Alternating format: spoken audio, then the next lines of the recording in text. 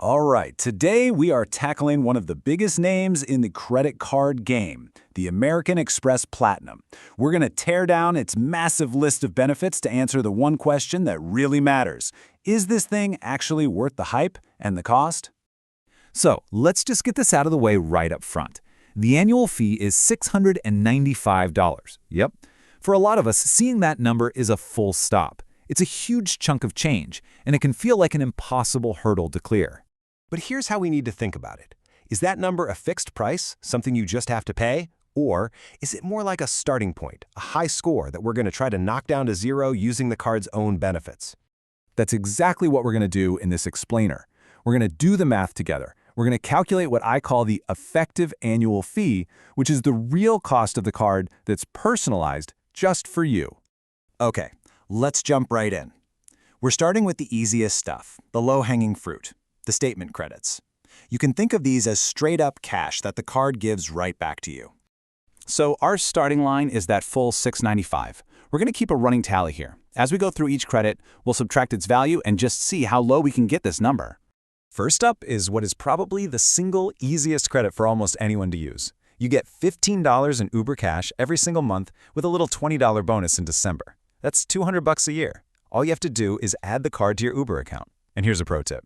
Use it for Uber Eats pickup, and you won't lose any of that value to delivery fees. And boom, just like that, if you grab a ride or order takeout just once or twice a month, this credit is basically cash. Our running tally is already down from $695 to $495. That is a massive drop right off the bat. All right, next up, the airline credit. Now, this one's a little bit trickier. You have to enroll, and you have to pick one, and only one, airline for the whole year. This credit is designed to cover those annoying extra fees, like for checked bags, seat selections, or maybe some in-flight Wi-Fi. Officially, it's not supposed to work for the ticket itself. But, and this is where it gets interesting, while the official rules are pretty strict, the internet is filled with reports from people who say that other things have triggered the credit. Sometimes it's a small airfare difference when you rebook or even certain seat upgrades. It's not a guarantee for sure, so your mileage may vary, but it's definitely something to know about. So let's assume you fly at least once a year on your chosen airline, and you end up checking a couple of bags. You can probably max this out pretty easily. You knock off another $200, and our effective annual fee plummets down to just $295. And believe it or not, the value just keeps on stacking. There's a $240 digital entertainment credit that's $20 a month for stuff like Audible or the Disney Bundle.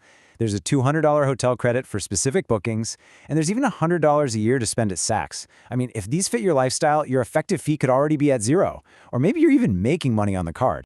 And this is the most crucial point to understand.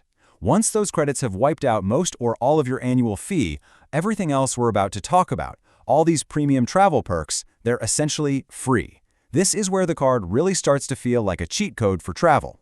First up, the card pays for your application fee to either Global Entry or TSA PreCheck. Honestly, the choice here is a no-brainer. Get Global Entry. The fee is covered, and it actually includes TSA PreCheck. Plus, you get to breeze through customs when you come back into the U.S. Airport lounge access is, of course, a huge perk.